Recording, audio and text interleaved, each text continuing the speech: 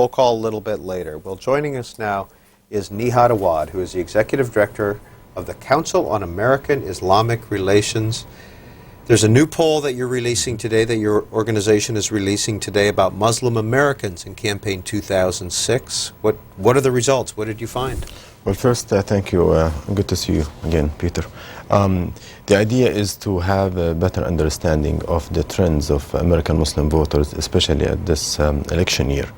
And the findings, to me, were very assuring.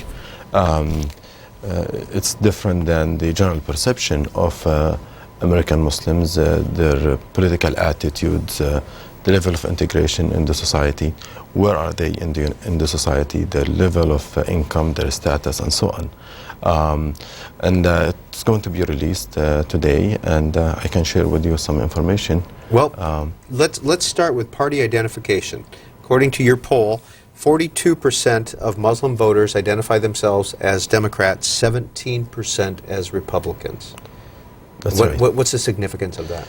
Well, it shows that the clear majority is with the Democrats, and the reason is because many Muslims feel that the Democratic Party represents their interest more than the Republican Party, especially after 9/11, where American Muslims feel being alienated and marginalized because of the current administration's policies on when it comes to civil rights, the war in Iraq, the conflict in the Middle East, and 17% Republicans. I see that even higher than what I expected. Previous surveys showed that Republican tendency within the Muslim community was lower. However, 28% say that neither party represents their interest, and they do not belong to any party. And that's an important margin that I think parties should be interested in. How many Muslim American voters are there? We believe, from the data that we sampled, this about 1,000 respondents, there are about 400,000 registered Muslim voters, but this is what we assembled out of the national database of registered voters. Many in the community believe that about 1 million Muslim voters are there. The database that we have shows only 400,000, but ours does not represent the entire number, because we sampled it based on almost 50 or 45,000 Muslim sounding names. We extracted it from the national database. Of course, we missed some, like those who convert to Islam and do not change their names, or those who have common names with non-Muslims names like Sarah, Mary, Adam. All these are common names between Muslims and non-Muslims.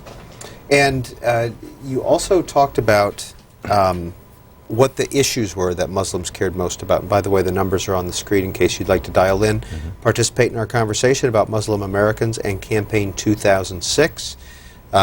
We encourage certainly Muslim Americans to call in on the line most appropriate to you, Republican, Democrat, or other. Muslim voter view of the most important issues. You have education listed top, and then civil liberties right behind it. Right. Civil liberties.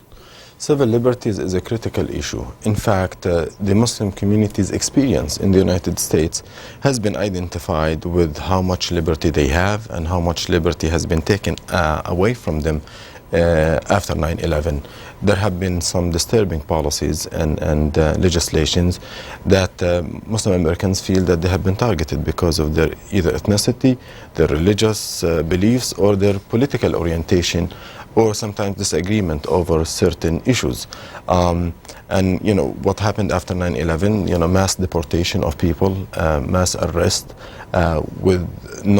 without due process, obviously, and the current legislations that were passed in the past few months showed that there is a strong feeling within the Muslim community that there's an erosion of civil liberties. But I think the most important finding is American Muslim voters show that they are mainstream, they're integrated, they vote regularly, like 89% of them vote regularly, 86% said that they celebrate July 4th. 64% say that they fly the U.S. flag, and 42% they said that they volunteer for institutions serving the public. And that 28% is higher than the national average, which I believe is like 24 or so. Is this a large enough block to turn a race or to be effective in voting? Well, yeah. If we consider what happened in 2000, when the fight was over a few votes in Florida, American Muslim voters can be a swing block, a swing vote in many places. There are some important races that American Muslims are watching, including the fact that some American Muslims are running for public office. For example, in the 5th District in Minneapolis, Minnesota, the first time an American Muslim has made it through the primary, and he's expected to be the first Muslim congressperson. You also talk about American Muslim voters by state, and you have California at 20%. Does that mean that 20% of California's voters are Muslim, or 20% of Muslim voters live in California? 20% of Muslim voters live in California, and that's due to the fact that we believe the largest segment of the Muslim community lives in California, where about 800,000 to 1 million out of the 8 million Muslims live in that state. Now, there's a large population of Muslim Americans in Michigan. Right. 7% of Muslim voters live in Michigan, but what percentage of the Michigan electorate could be considered Muslim? Actually, in Michigan, it is the largest, probably, Arab American population lives there, which in part are Muslim. And how much their percentage makes out of the total voter list in Michigan, I really don't know. Well, let's take some calls. Nihad Awad is our guest. He's the Executive Director of the Council on American-Islamic Relations. First call up is from Hagerstown, Maryland, Republican. Go ahead. Yes, sir. Thank you for C-SPAN. I'd like to ask the gentleman, in light of the fact that Republicans have liberated 50 million Muslims in the last 5-6 years, I don't buy his argument that there's so many Democrats. And I'd like to ask you, you people always say there's moderates in the Muslim community. Where are they? Thank you. Well, thank you very much. I think now the majority of Americans do not believe that the war in Iraq was right. And the same thing within the Muslim American community. Those who opposed the war in Iraq apparently were right. But that doesn't mean that when we agree or disagree over issues, that shows like a sign of extremism or moderation. The majority of American Muslims, as the polls have shown, that they are moderate, they are mainstream. They speak against violence, against terrorism. In fact, I have here, in the results of the poll, it shows that 82% of those who were polled say that terror attacks harm American Muslims. So there's almost consensus within the American Muslim community that terrorism is not good, is un-Islamic, and it's rejected, and Muslim organizations have rejected it. And I also would like to invite the caller to visit our website at www.cair.com and look at the list of statements that our organization and other national Muslim organizations have issued statements against terrorism, violence, and extremism. Next call comes from Suisun, California, Democrat. Hey, good morning. Yeah, Mr. Awad, I was just like the previous caller. It's like the Republicans are in that, like Bob Woodward's book, State of Denial, in that he says that they've liberated 50 million people. However, over half of those people probably have no power. Over half of them have lost 2, maybe 3 loved ones across the country. The water supplies are tainted. And I just wanted to get your opinion, just real briefly, please, on if a building were to fall, like the Twin Towers were to come down, why would body parts, it just seems like the explosive theory comes into play when we start finding body parts. let's talk about his talking about the war. How is the war a drag on Muslim American voters? I mean, is it the war? You've got it listed as the fourth issue. Right. It is an important issue, but it is not the most important issue. The most important issue to American Muslim voters is education, civil liberties, and the war on Iraq and in Afghanistan and the conflict in the Middle East are important foreign policy issues that have impact on the domestic policies, that has impacts on the perception of Islam and Muslims here, because you're always competing with headlines. When you see violence, when you see suicide bombing, people being killed every day in Iraq, either Muslims or non-Muslims on the other side, of course it's very disheartening, and that really affects the views of people, how they look at the world. But if we take Iraq out, you will see that most American Muslim voters share with the public the concerns about safety and security, the economy, education, and all of these important issues. The Iraq issue is really divisive. In America in general, you have the majority of people who believe that the war in Iraq is a mistake. And American Muslims, as I said earlier, have voiced opposition to the war even before it started. And I think that's where we in the society have to utilize the experience of minorities who have connection or roots in other parts of the world. When we engage that part of the world, we have to learn from their experience and their vision. Indianapolis, good morning. Yes, I was calling. I was wondering if the gentleman there would make any comments about Bridget Gabriel, author, Because They Hate, a survivor of Islamic terror warns America. Who, caller? Bridget Gabriel, author, Because They Hate, a survivor of Islamic terror warns America. If you have any comments about that, if he knows of her. Well, unfortunately, we have witnessed in the past few years the publishing of a large number of books that we believe are anti-Islamic and not factual, irrational, and extremist in their tendency to try just to paintbrush the entire Islamic religion and the Muslim world and Muslims as violent, as enemies. And I would invite more research and more study on this. We live in an open society where you can go and visit a mosque, visit an Islamic center, visit authentic websites, and read books written by Muslims or by objective writers or reporters. I think that would help us understand the world. We live in the 21st century. Access to information is available, and ignorance about major religion like Islam or the Muslim community in the United States, it really has become no excuse. We have to be open, we have to tolerate each other, and that will help us understand and improve relations. Binghamton, New York, you're on with Nihad Awad of the Council on American-Islamic Relations. Hi, how you doing? I'd just like to personally, as a fellow American, apologize for the one Republican caller. When you could tell his bigotry underneath the surface when he said, "You people say that there's moderate Muslims around. I'd like to see them." I mean, you'll have to forgive his ignorance, because we have an administration that uses fear to promote bigotry and hatred towards Muslims in general. And he was saying, well, Muslims won't be voting Republican, and I can see where they'll be voting Democrat, because what happened to them after 9/11, how they were rounded up in major cities and jailed without being charged with anything. And after 9/11, we had most of the Muslim world on our side. We had 1 million people on the streets of Tehran, Iran, holding a candlelight vigil for us, grieving with us. The government of Iran offered to send in troops to fight alongside our troops in Afghanistan to get Al-Qaeda.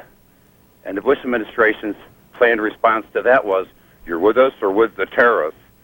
So, I mean, you people, the people in the world, in that part of the world, they know what's going on. This country has done nothing but backed oppressive regimes throughout the Middle East. But also to set the record straight, American Muslims have voted overwhelmingly in the year 2000 Republicans. And their favorite candidate was candidate George Bush. and many American Muslims believe that they put him in the White House because of their votes in Miami. However, when the administration could not deliver on the promises, especially in protecting civil liberties and improving relations with the American Muslim community and utilize the resources, they shifted. So they're not like party-based community, but they are issue-based. And in the year 2004, they shifted and they voted the Democratic ticket. When you talk about civil liberties, do you mean the Patriot Act? The Patriot Act, of course, certain portions of the Patriot Act, the use of secret evidence, the selective application of the law on American Muslims has intimidated the Muslim community nationwide. The closure of several relief organizations that have not seen their day in court yet has given a sense of feeling within the community that if you donate to charities, to good causes, you will be persecuted, you will be held accountable, and so on. So that sense is very strong within the American Muslim community. I traveled around the states in the month of Ramadan, which we just concluded yesterday, and for that, allow me to congratulate the American Muslims by saying Happy Eid, because today is a holiday. I traveled around and I have heard a lot of complaints about civil liberties and the sense of fear that Muslims have. And I hope that as we go away from 9/11 and these policies that we have seen over the past few years, that American Muslims will feel more secure and they will feel part of the society. Manhattan, go ahead. Yeah, I really don't understand the shift from Republican to Democratic. I think there's an extreme hypersensitivity on the part of the Muslims that made that switch. The bottom line is a lot of those charities, they were funding money to terrorist organizations, and terrorism hurts everyone, hurts all Americans, Muslims and non-Muslims. Another reason why I don't understand the switch is what the other caller said was 100% right. The Iraqis would still be under Saddam Hussein if it wasn't for the Republicans. The people of Afghanistan would still be under the Taliban if it wasn't for the Republicans. So I don't understand, that shift. And on top of that, this is a broad statement, but Muslims in America are a real hard-working class of people.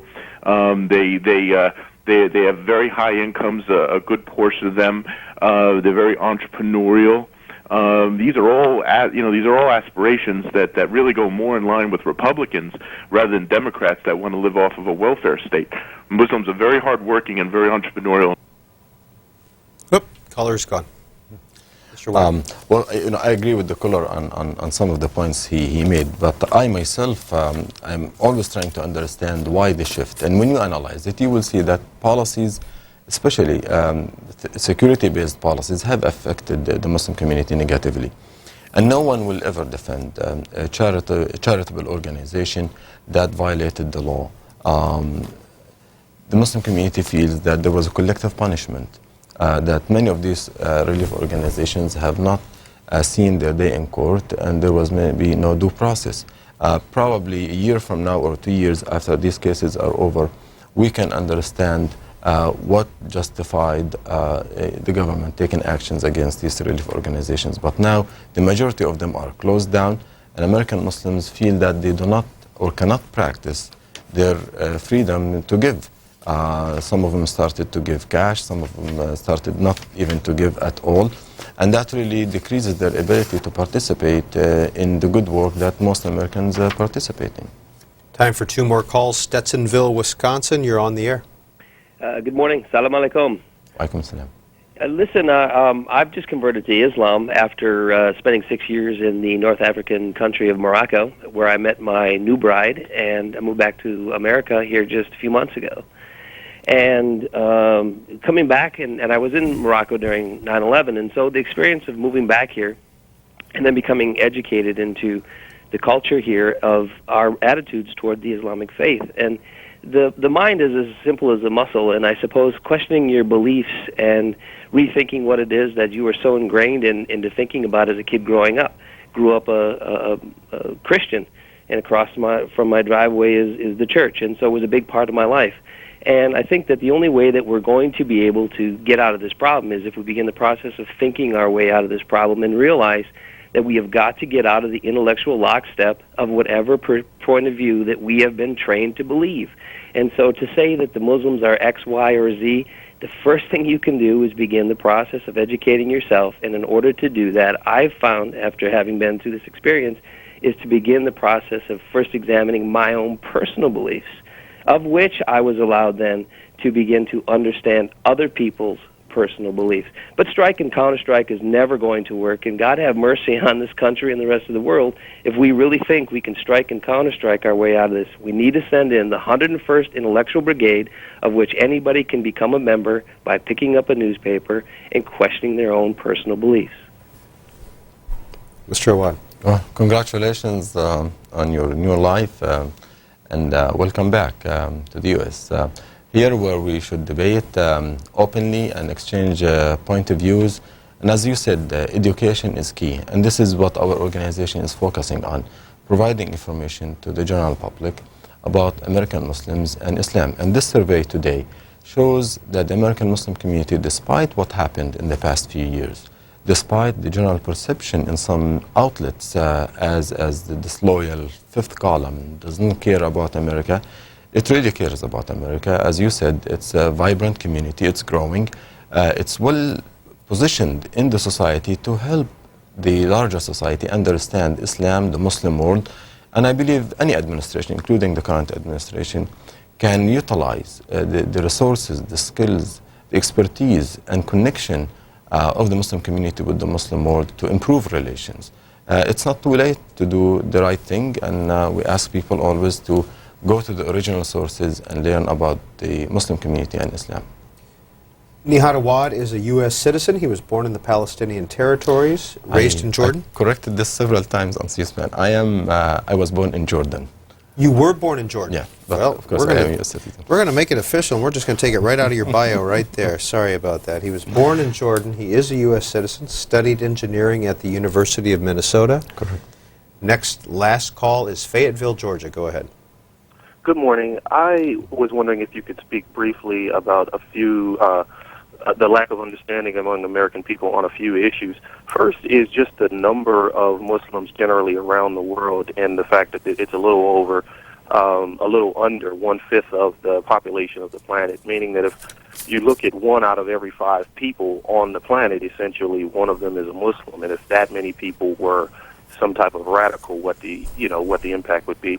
Second is the common cultural root between Muslims and Christians, in the fact that all of the women of the Bible wore modest dress, covered their hair, and believed in laws and doctrines that are exactly the same pretty much as those of Muslims. And then finally, the idea of liberation that has been discussed by some of the callers with the invasions and things of countries in the Middle East, and just the fact that so many Iraqis, even before George Bush came into office, had lost their lives. The infant mortality rate had dropped, and the Western nations have a history of carving up countries and making borders and bringing a sense of colonialism and then calling it liberation. I was just wondering if you could speak to those perceptions and viewpoints. Thank you, caller. Thank you. The caller raised several, quite few important questions, and I wish we had more time to cover them, but I'll be brief. On the first one, yes, the total Muslim population around the world is 1.2 billion, and that makes it almost 1/4 to 1/5 to 1/4 of the world population. The largest Muslim country in the world is Indonesia. Unlike many people believe it's Iran or Saudi Arabia because of the general perception. True, there are shared common belief between Christians, Jews, and Muslims. modesty is one of them. But the most important thing is that all of them worship the one God, the creator of the universe. And Muslims do not worship the moon god. This is one of the findings that we've seen in the past few months, that about 10% of the general public believes that Muslims worship the moon god, and this is false. Muslims worship God, the creator of the universe, and there are many shared beliefs between Christians and Muslims. Muslims believe in most of the prophets, from Adam through Noah, Jesus, Jacob, Solomon, David, Moses, and Muhammad. Because Islam came as the third religion after Christianity and Judaism, Christians and Jews do not have in their teachings maybe about Islam, but in Islam there are information about Christianity and Judaism, and therefore Muslims believe in the Christian and Judaic teachings. And finally, the concept of liberation, it is not strange to any society, irrespective of their religion, ethnicity, or position in the geography or history. But again, the war in Iraq has been a divisive issue. And yes, the Iraqis are freer today than they were under Saddam Hussein, but more Iraqis have died in this war than any other time. And peace and security are missing in Iraq. We all would like to see Iraq free, independent, and we would like to see also our troops back serving the United States long-term interests by just exiting from there as soon as possible, and Iraq will be one country, integrated, independent, and free. And I hope that day will come soon. Nihad Awad is the Executive Director of the Council on American-Islamic Relations. Thank you. Thank you. We're going to talk about Virginia next.